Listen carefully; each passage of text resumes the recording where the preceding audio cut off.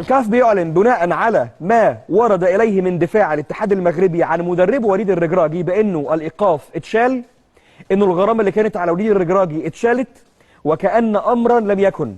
وكل التحية للجامعة الملكية المغربية اللي وقفت في ظهر هذا المدرب في اللحظات الصعبة علشان تجيب له حقه قبل المباراة والمواجهة المنتظرة الصعبة جدا قدام منتخب جنوب أفريقيا.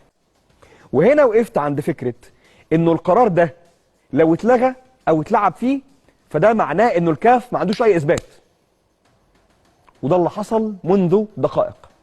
الموضوع من بدايته لانه كان له تفاصيل قديمه. يعني اولا تصريحات كابتن عادل عمروش بحق المنتخب المغربي اللي اوقف عشانها واقيل عشانها من تدريب المنتخب التنزاني، والمغرب متحكمه والمغرب بتظبط الحكام والمغرب بتلعب في التوقيت اللي هي عايزاه كمنتخب يعني، وتصريحات لا اول لها ولا اخر.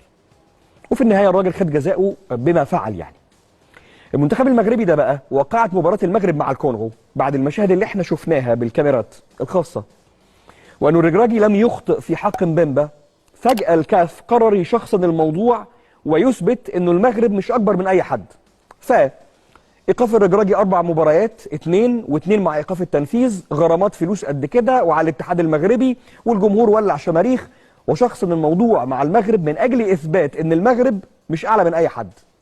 وهنا وقفت عند فكره انه القرار ده لو اتلغى او اتلعب فيه فده معناه انه الكاف ما عندوش اي اثبات، وده اللي حصل منذ دقائق.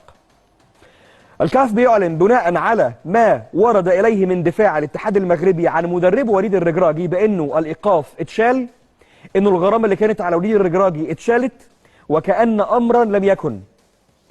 وبالتالي الراجل اتمنع من أنه يقود منتخب بلاده قدام منتخب زامبيا بدون معنى، الإيقافات والفلوس اللي تدفع بلا معنى، شوشرة قبل مباراة مهمة لمنتخب المغرب في آخر جولة من دور المجموعات بلا معنى.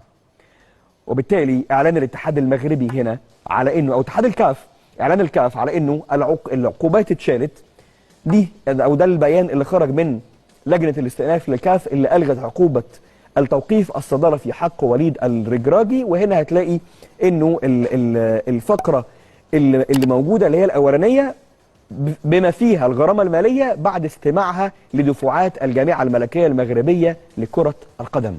يعني الدفاع انه مفيش حاجه، انه الفيديوهات مفيش فيها اي اهانه من الركراكي لمبمبا، هو ده اللي خلى الكاف انه يبتعد عن هذه القصه، وبالتالي صنع الموضوع من لا شيء. وكل التحيه للجامعه الملكيه المغربيه اللي وقفت في ظهر هذا المدرب في اللحظات الصعبه علشان تجيب له حقه قبل المباراه والمواجهه المنتظره الصعبه جدا قدام منتخب جنوب افريقيا.